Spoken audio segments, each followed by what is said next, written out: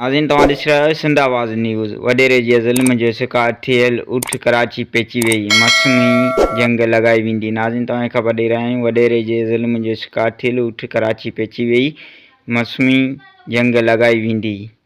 Doctor बताएंगे, देखना पड़ेगा इसका क्या एज हो सकती है। इतनी बड़ी नहीं है, इतनी बड़ी नहीं है ये।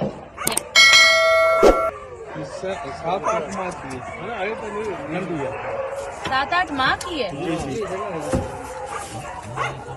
नीचे उतारने की तैयारी की जा रही है और परवेज आहिस्ता आहिस्ता उसको रिलैक्स भी करवा रहा है बैठ करके। And she is so sweet बेचारी। My my, I am in love. बस हो गया बच्चे, हो गया।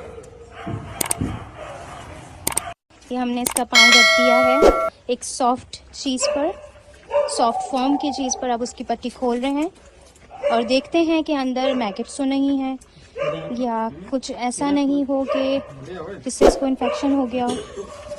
ये ट्रीटमेंट के लिए सामान आ गया है। बस बच्चे, बस हो गया, बस खुल गया है। नाज़रीन हाणे तव्हां सिंध आवाज़ न्यूज़ के यूट्यूब ते भी ॾिसी सघो था। पोइ हाणे ई मथे ॾिनल लिंक खे खोले सब्सक्राइब करियो सिंध आवाज़ न्यूज़ यूट्यूब चैनल ऐं रहो हर ख़बर खां बाख़बर।